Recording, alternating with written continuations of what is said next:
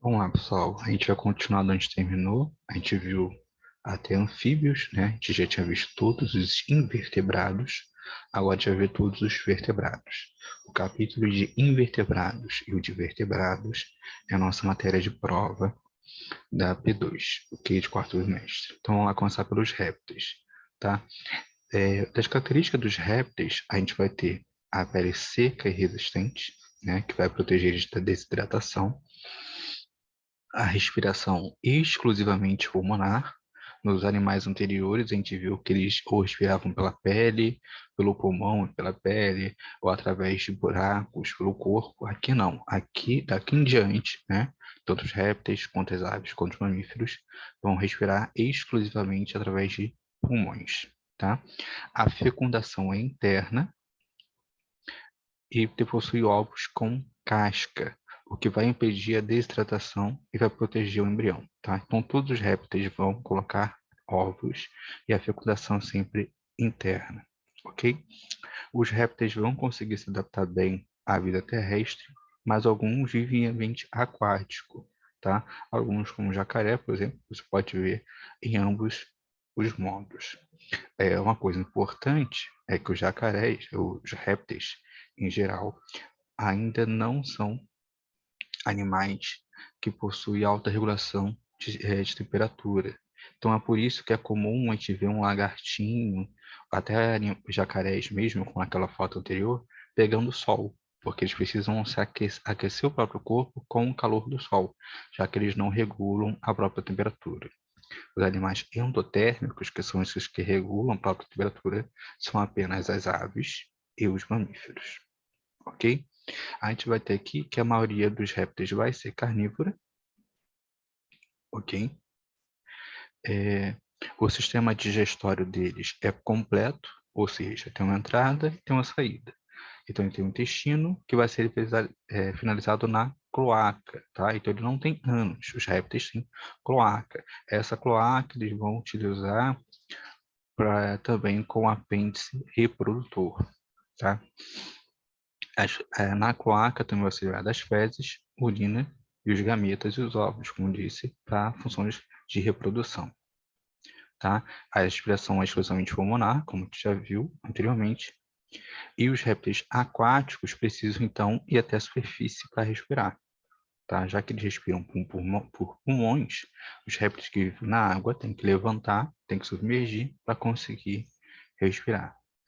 A circulação dos répteis vai ser semelhante à dos anfíbios, tá? Uma circulação fechada, com o coração composto de 3 cavidades, que vão ser 2 átrios e um ventrículo. Isso só vai mudar quando chegar em ave e mamífero, que aí a gente vai ter 4 cavidades, 2 átrios e 2 ventrículos, ok? E aí vai ocorrer, então, a mistura de sangue venoso e sangue arterial no ventrículo, ou seja, uma circulação incompleta. A gente tem uma circulação completa quando um tipo de sangue é separado do outro. É o que a gente costuma dizer, entre aspas, que é o sangue limpo e o sangue sujo. É o sangue que está levando oxigênio e é o sangue que está trazendo dióxido de carbono, CO2, ok?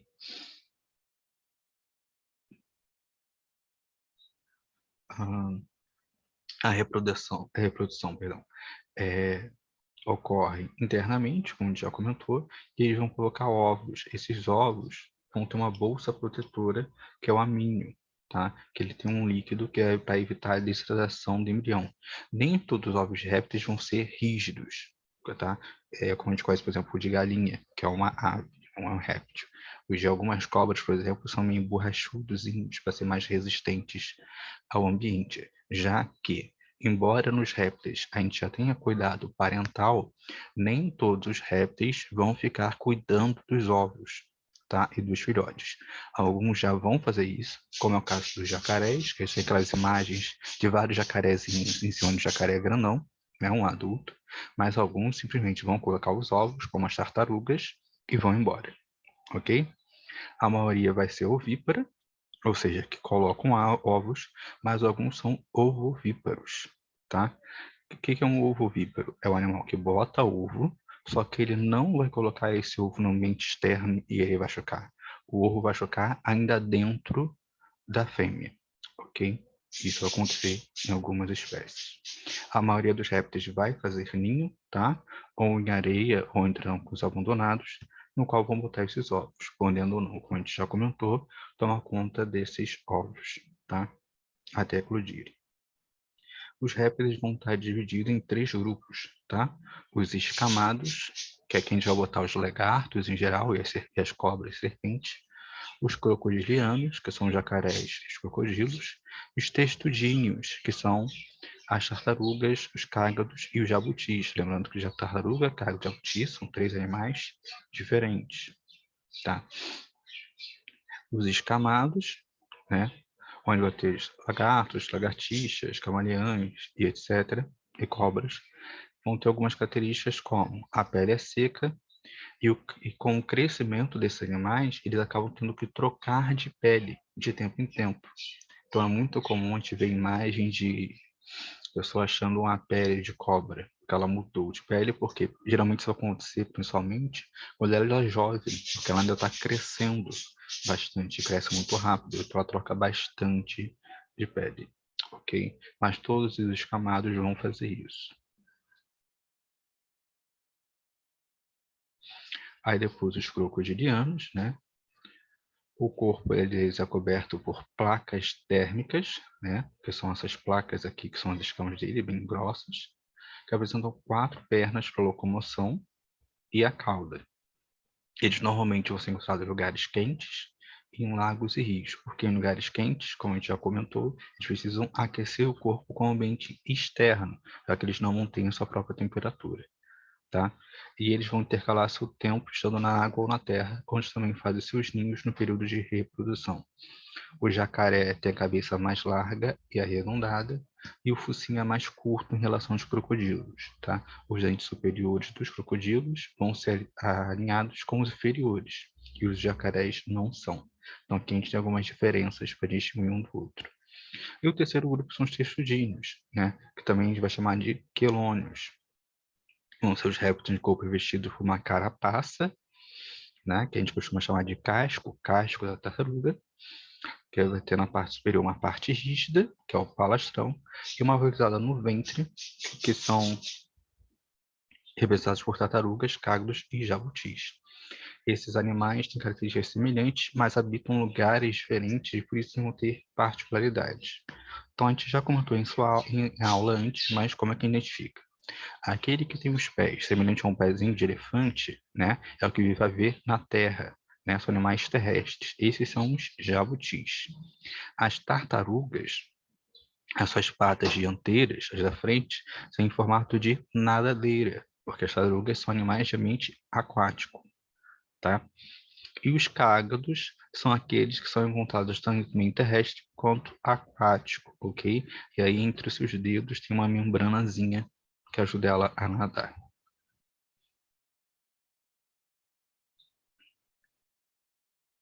Em seguida, a gente vai ver as aves, né? É um grupo muito comum e muito fácil de a gente ver, principalmente em lugares urbanos, você sempre vai ver uma ave, tá?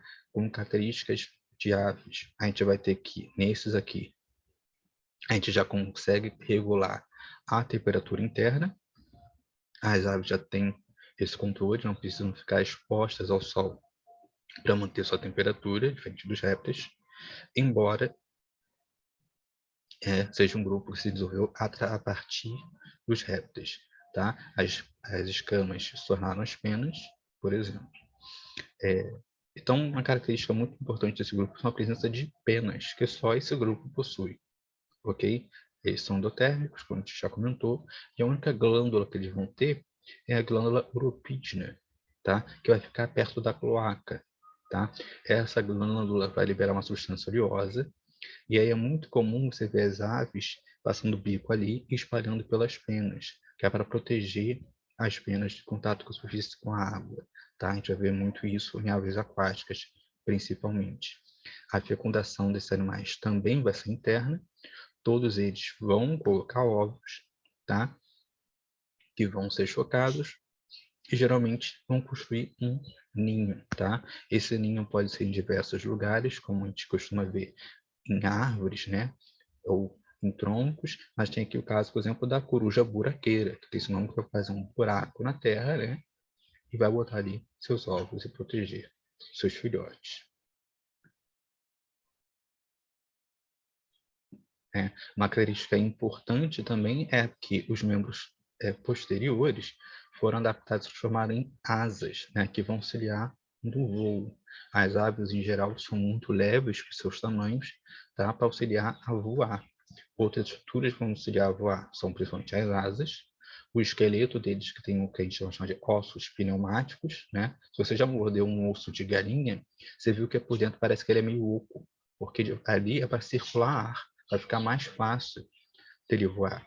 Além disso, vai existir as estruturas que a gente chama de sacos aéreos, que vão estar escalados pelo corpo do animal, vão estar ligados aos pulmões, auxiliando também a espalhar ar por ali, ok?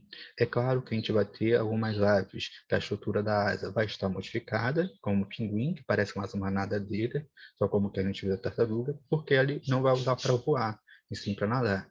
E nas aves mais primitivas, que a gente vai ver logo em seguida, da divisão de tipos de grupo, as asas são bem pequenas, atrofiadas, mas as pernas são muito grandes e grossas, que é justamente para correr, já que eles não voam, ok? Uma característica importante é que o bico das aves vai ser diferente de acordo com a sua alimentação, tal como o seu tipo de pés, né? Cada ave vai ter um tipo de pé, dependendo do terreno que ele vai habitar e do tipo de caça que ele vai ter.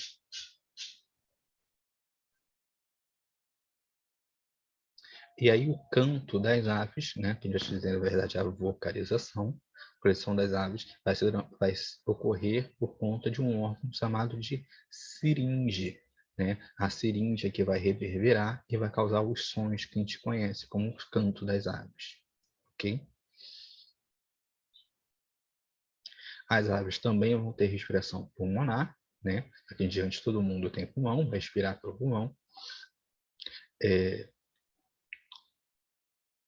Eles vão ter, como a gente já comentou, a circulação completa, né, e fechada, onde eles vão ter 2 átrios e 2 ventrículos. Então, o sangue arterial não vai se misturar com o sangue venoso, ou seja, o que é artéria fica na artéria, o que é de veia fica na veia, ok? Vão colocar sempre ovos, tá? Em geral, as aves têm cuidado parental, vão cuidar dos seus filhotes, mas existem também as aves que são parasitas de ninhos, né? São aves que colocam seus ovos em ninhos de outras aves para que outras aves cuidem dos seus filhotes, ok? A quantidade de ovos que a espécie vai botar vai variar com a própria espécie, qual é, e qual a época também, ok? Opa. E aí a gente pode dividir as aves em 2 grupos, os paleognatas e os neognatas. Paleo, lembra de paleontologia, paleontólogo, é algo antigo, tá? E neo é algo novo. Então, os paleognatas são as aves mais antigas. São aves que até conforme como andam, lembram um dinossauro, sabe?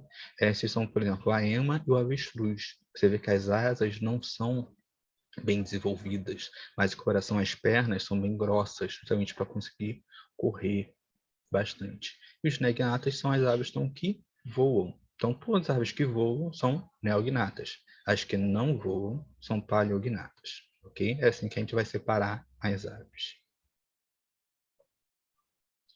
Então, a gente chega nos mamíferos, né? Classe mamália. Os mamíferos também são endotérmicos, ou seja, tem controle da temperatura corporal, tá?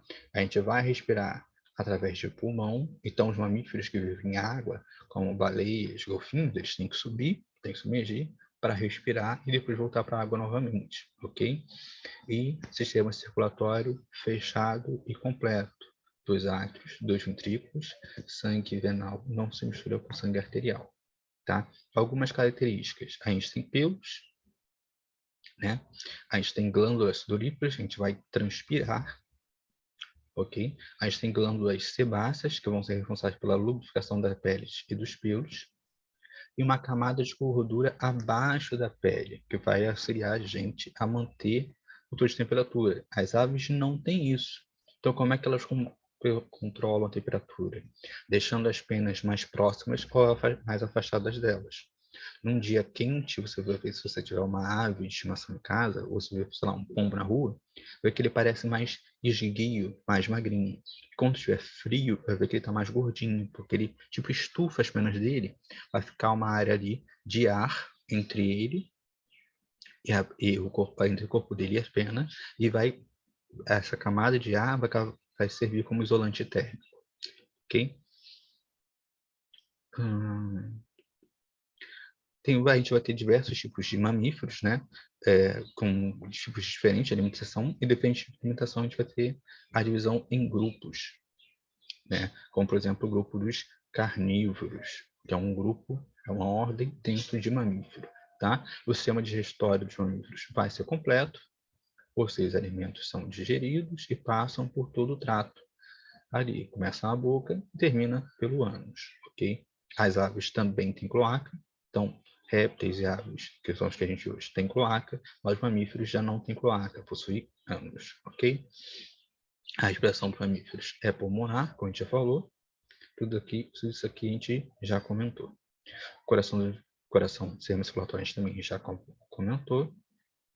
E em coração, a reprodução, a gente vai ter 3 tipos de mamíferos também, tá? Vão ser aqueles que vão ter o desenvolvimento totalmente dentro do corpo da fêmea, tá? Que são os placentários, como a gente. Tem os marsupiais, que são aqueles que têm um marsúpio, aquela bolsinha na barriga, que é como o canguru, tá? Mas o gambá também é um marsupial, onde o filhote começa a desenvolver, e antes de terminar o desenvolvimento, ele sai da fêmea e termina o seu desenvolvimento na bolsa. E aí um outro filhote começa a desenvolver enquanto ele está na bolsa. E aí quando está na bolsa já está forte bastante para sair, o que estava dentro da fêmea vai sair e vai para a bolsa e vai fazendo esse ciclo. E o ornitorrinco, né? Que também é um mamífero. O ornitorrinco e o equidna, tá? O equidna é o, vocês conhecem Sonic, o Knuckles, aquele personagem vermelho, é um equidna. Eles são os 2 mamíferos que colocam ovos. Então a gente tem sim mamíferos que colocam ovos, tá?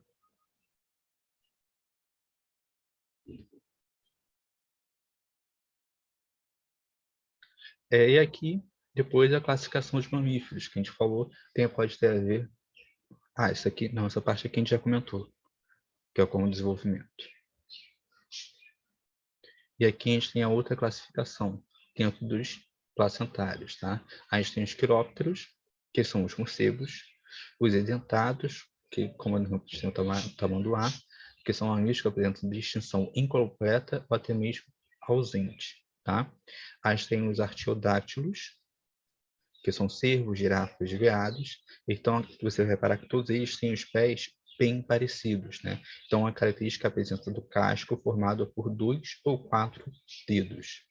Aí tem os pilosodáctilos, né? Que vai ser um número ímpar de dedos, tá? Então, é diferente desse grupo aqui. Aí tem os lagomorfos, né? Que são os coelhos, as lebres. Então, eles têm orelhas longas, assim como as pernas traseiras utilizadas para saltar. Então, quando você pensa num coelho, essas são as principais características que você pensa. A gente tem os roedores, né? A gente tem como exemplo a capivara, que é o nosso maior roedor do mundo, que são principalmente herbívoros, né? E eles têm dentes incisivos bem grandes, que vão crescer sempre, por isso eles estão sempre roendo alguma coisa, para desgastar esses dentes, tá? Incisivos são aqueles dentes da frente, tá? A gente tem os carnívoros, que são aqueles que vão comer carne, os proboscídeos, que são animais de grande cabeça, pescoço curto e orelhas largas, ou seja, características bem e pele grossa, características bem que indicam para a gente, por exemplo, o elefante. A gente tem os sirênios, sirênio vem de sereia, tá? Que é o peixe-boi, por exemplo. As grandes partes das lendas das sereias vêm do peixe-boi. Tá? Os primatas, que é como a gente conhece, são os macacos, chimpanzés e afins, e os cetáceos, que são os mamíferos que voltaram para a vida aquática, né? A gente tem o golfinho, as baleias, as orcas, e assim vai. E aí a gente terminou o conteúdo do nosso livro. E aí eu vou passar para vocês as atividades e o gabarito logo mais.